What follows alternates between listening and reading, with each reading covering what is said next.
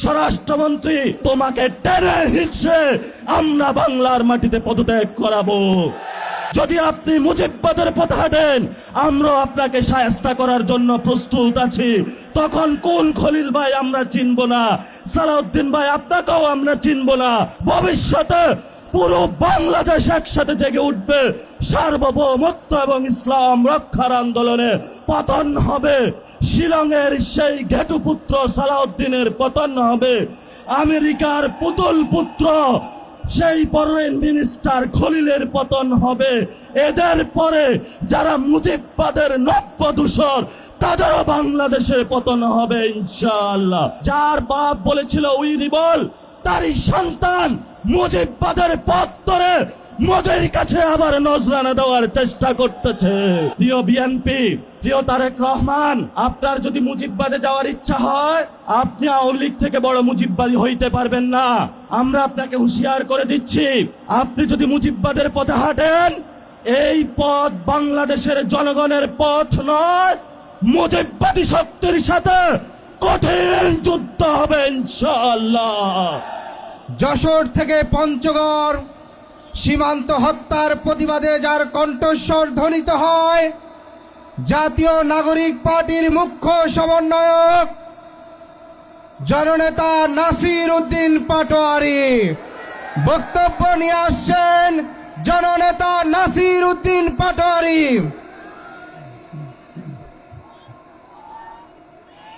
আসসালামু আলাইকুম। আজকের বাংলাদেশের ঐতিহাসিক এই বিক্ষোভ সমাবেশের সম্মানিত প্রধান অতিথি সভাপতি, 11 দলীয় জোটের নেতৃবৃন্দ এবং 11 দলীয় জোটের আমার সহযোদ্ধা ভাই ও বোনেরা, প্রশাসনে যারা রয়েছেন নিয়োজিত এখানে, সাথে সাথে আমাদের কণ্ঠস্বরের যারা পৌঁছে দিচ্ছেন মানুষের কাছে, আমাদের প্রিয় মিডিয়ার ভাইয়েরা, আজকে আমরা যখন এখানে কথা বলছি, তখন সীমান্তের কাঁটাতারের ওইখানে আমাদের অসংখ্য ভাই বন্ধুরা নিজেদের নিরাপত্তা নিয়ে উদ্বিগ্ন হয়েছে যে কখন ভারত থেকে একটি খুনি সন্ত্রাসী গোষ্ঠী এসে তাদের বোন, বাচ্চা, প্রিয় সন্তানকে যে কোনো সময় খুন করে চলে যেতে পারে। ইতিমধ্যে বিভিন্ন জায়গায় বক্তব্য হয়েছে। আমাদের যিনি ভারতের কমিশনার থেকে শুরু করে বাংলাদেশের রাষ্ট্রদূত হিসাবে এসেছেন, উনি বলেছেন ভারতের 160 কোটির সাথে বাংলাদেশের 20 কোটি যোগ করে দিয়েছেন। আমরা তাদের সাথে উদ্দেশ্যে বলতে চাই, বাংলাদেশের 18 থেকে 20 কোটি জনতা, পশ্চিমবঙ্গের 10 থেকে 12 কোটি জনতা, আসামের 1.5 থেকে 2 কোটি জনতা, তেমনিভাবে মণিপুর থেকে এই বাংলা ভূখণ্ডের বদ্বীপে যত অঞ্চল রয়েছে সেখানের জনসংখ্যাকে যদি আমরা হিসাব করি, 32 থেকে 35 কোটি জনতারও আমরা দায়িত্ব নিতে সক্ষম এবং আমরা দায়িত্ব নিতে চাই।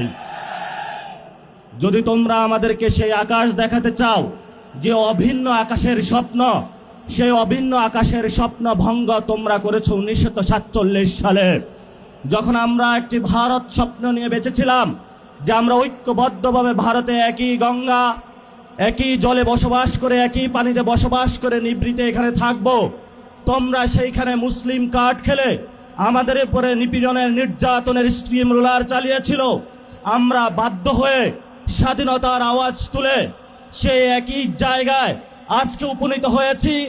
নতুন করে যে স্বপ্ন তুমি আমাদেরকে দেখাচ্ছ, সেই স্বপ্ন তোমরা 47-এ ভঙ্গ করেছ। এই যা ইতিহাস চলে গিয়েছে, নতুন করে মুসলমান এবং বাংলাদেশ ভারতের সাথে একীভূত হওয়ার যে অখণ্ড ভারতের যে স্বপ্ন, সেই স্বপ্নে আমরা কখনো ঐক্যবদ্ধ হব না। এবং তোমরা যে স্বপ্ন দেখো, তোমাদের সেই স্বপ্ন দিবা স্বপ্নেই থেকে যাবে, বাস্তবে কখনো হবে না। যদি বাস্তবে হওয়া সম্ভব, যেটা আমাদেরকে ভাসানী বলে গিয়েছিলেন, পশ্চিমবঙ্গ আমার, আসামও আমার, মণিপুরও আমার, এই বদ্বীপ পুরোটাই হলো আমাদের।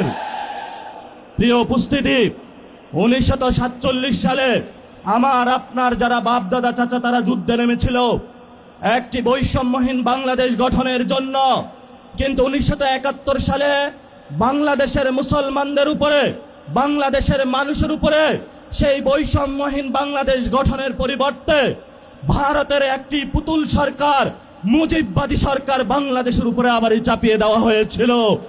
যেই মুজিববাদী সরকার গত 53 বছরে আমাদের উপরে জুলুম নির্যাতন করেছিল। আমরা স্বপ্নে আকাঙ্ক্ষা দেখেছিলাম 24-এ আমরা রক্ত দিয়েছিলাম ভারতীয় যে বয়ান, সেটা থেকে বের হয়ে একটি স্বাধীন পররাষ্ট্রনীতির মধ্য দিয়ে যাব। সাথে সাথে সেই রক্তের হোলি খেলায় ভারত আমাদের সেই শহীদ ওসমান হাদি ভাইকে শহীদ করে দিয়েছে, অসংখ্য ভাইকে শহীদ করে দিয়েছে। নতুন করে যখন আমরা স্বপ্ন দেখেছিলাম মুজিববাদী বয়ান থেকে বের হয়ে বাংলাদেশের একটি স্বপ্ন নিয়ে ইসলাম এবং সার্বভৌমত্বের আহ্বান নিয়ে আমরা সামনে এগিয়ে যাব, তখনই আমরা দেখতে পেলাম যার বাপ বলেছিল উই রিবল, তারই সন্তান মুজিববাদের পথ ধরে মোদির কাছে আবার নজরানা দেওয়ার চেষ্টা করতেছে। প্রিয় বিএনপি, প্রিয় তারেক রহমান, আমরা আপনাদেরকে স্পষ্ট বার্তা বলতে চাই, আপনার যদি মুজিববাদে যাওয়ার ইচ্ছা হয়, আপনি আওয়ামী লীগ থেকে বড় মুজিববাদী হইতে পারবেন না। আমরা আপনাকে হুঁশিয়ার করে দিচ্ছি, আপনি যদি মুজিববাদের পথে হাঁটেন, এই পথ বাংলাদেশের জনগণের পথ নয়, মুজিববাদী শক্তির সাথে কঠিন যুদ্ধ হবে ইনশাআল্লাহ। সেই যুদ্ধের পক্ষে থাকেন। 24-এর গণ অভ্যুত্থানে যদিও আপনারা আমাদের সাথে রাজপথে ছিলেন, আমরা সেখানে আপনাদের সাথে কোনো কম্প্রোমাইজ করব না। আগামীর এই লড়াই আমরা সরকারকে বলবো, যদি পররাষ্ট্রমন্ত্রী, স্বরাষ্ট্রমন্ত্রী পুশিন বন্ধ করতে না পারে, সীমান্ত হত্যা বন্ধ করতে না পারে, নাগরিকদের নিরাপত্তা না দিতে পারে, সীমান্তের নাগরিকদের উপর অত্যাচার বন্ধ করতে না পারে, তাহলে নাকে খত দিয়ে তাদের পদত্যাগ করা উচিত। আর যদি তারা সসম্মানে পদত্যাগ না করায়, তাহলে তোমাকে টেনে হিচড়ে আমরা বাংলার মাটিতে পদত্যাগ করাবো।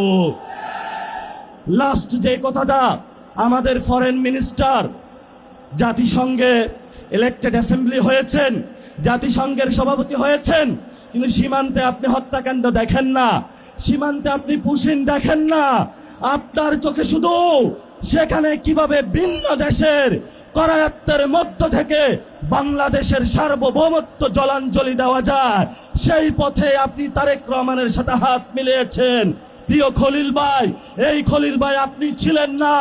যদি আপনি মুজিববাদের পথে হাঁটেন, আমরা আপনাকে শায়েস্তা করার জন্য প্রস্তুত আছি। তখন কোন খলিল ভাই আমরা চিনব না, সালাউদ্দিন ভাই আপনাকেও আমরা চিনব না। প্রস্তুত হন। আমরা ছিলাম রাজু ভাস্কর্যে, শাহবাগে এসেছি, ভবিষ্যতে পুরো বাংলাদেশ একসাথে জেগে উঠবে সার্বভৌমত্ব এবং ইসলাম রক্ষার আন্দোলনে। সবাই প্রস্তুত হন, সময় শুরু হয়েছে। তাগুতের তখ্তে তাগুত পতন হবে, মোদির পুতুল সরকার বাংলাদেশে পতন হবে, শিলংয়ের সেই ঘেটুপুত্র সালাউদ্দিনের পতন হবে, আমেরিকার পুতুল পুত্র সেই ফরেন মিনিস্টার খলিলের পতন হবে। এদের পরে যারা মুজিববাদের নব্যদূষর, তাদেরও বাংলাদেশের পতন হবে ইনশাআল্লাহ। সবাইকে আহ্বান জানিয়ে সময় বেশি নেওয়ার জন্য দুঃখ প্রকাশ করে আমার বক্তব্য শেষ করছি। আসসালামু আলাইকুম ওয়া রাহমাতুল্লাহ।